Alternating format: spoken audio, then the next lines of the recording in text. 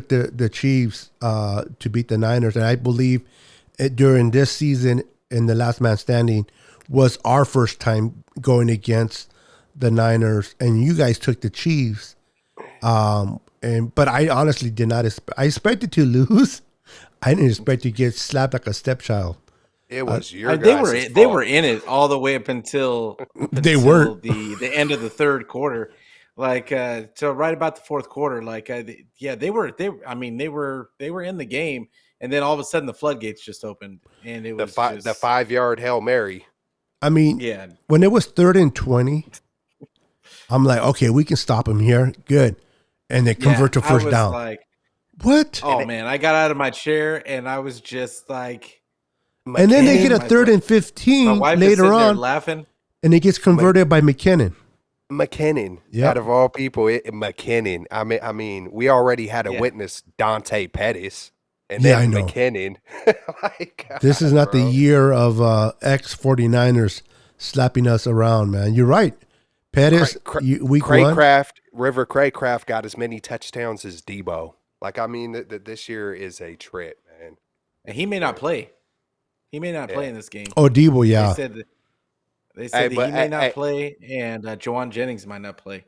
On a positive note, man, I hope to see CMC just tear it up, electrifying. You know, hopefully, look, wasn't it the interim coach that when the Panthers played the LA Rams, wasn't it?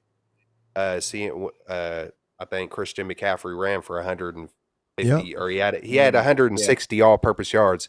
And I'm pretty sure that was with the interim coach. So I'm kind of looking at this game like, man, Kyle, if you can't get CMC with the 49ers to do what the interim coach did, that's just even a little bit, you know. Yeah, if Wilkins can do it for the Carolina Panthers, exactly. I hope that now Matt Miyoko did say in an article that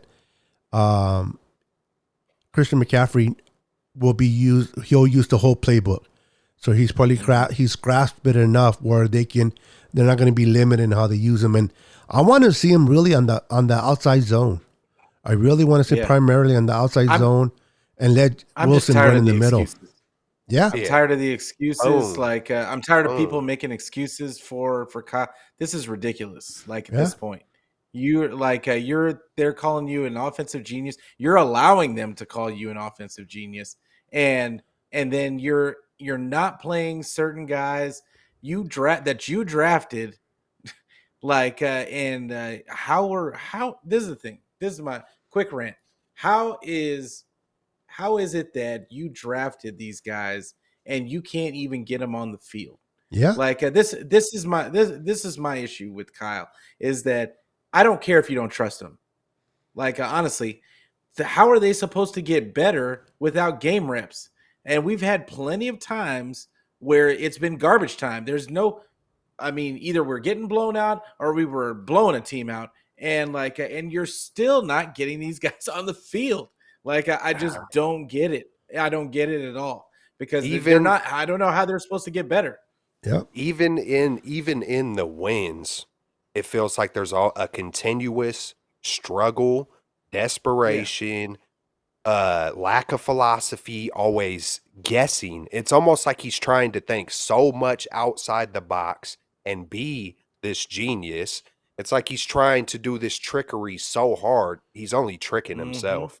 It's like you're only tricking. It gets to a point to where that's what when I say lukewarm, I'm pretty sure you guys know how I'm referencing that, and it feels like the prime definition of that. Like you continue, you're not good or bad. You just sit in the middle, stale. And when I say the word confusion, I mean it in a very deep way as well. And when there's confusion, that's chaos.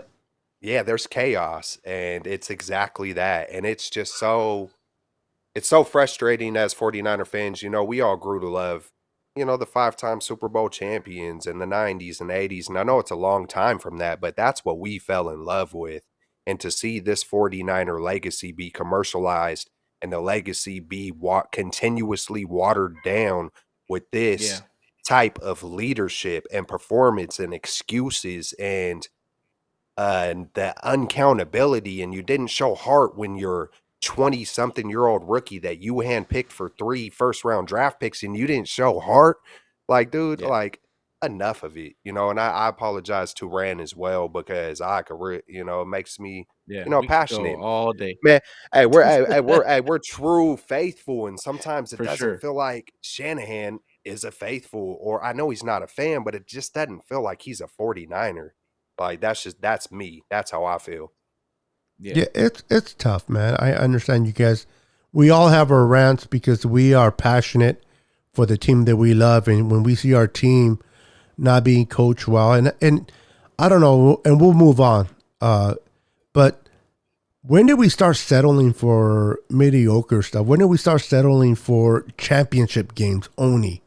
It was Yeah. before it was Super Bowl bust. Now it's like, well, at least we made it to a championship game with Kyle. At least he got us there.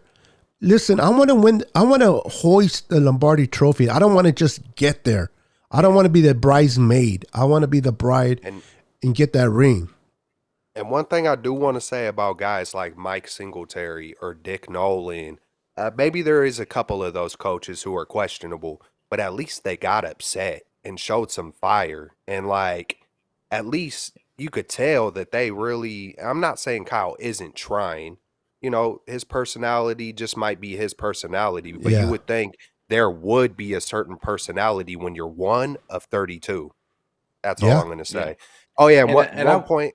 Oh, One yeah. point I did want to make, I think, like, we know he's a control freak, right? But how many teams in the NFL where the head coach is the offensive coordinator plus doesn't trust the quarterback? And I'm talking about changing plays and whatnot.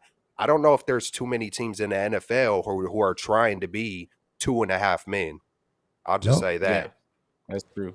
Any last words, But Peter, before we move on? yeah, real quick, because I see a lot of the, because Harbaugh and that team, the 2012 team, were on site that day, and like, so everybody was talking about Harbaugh, and some people were even saying we wish we still had Harbaugh.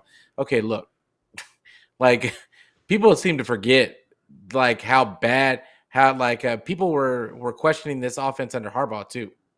And at And the the clock time, like, we weren't. management was terrible under Harbaugh.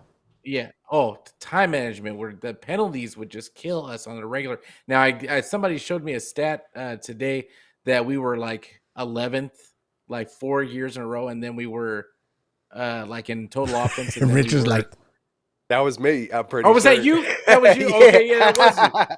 he's Like, trying to be yeah, really it was- humble with a big old smile. And then Love he it. had, and then he ended off with a 25th rank.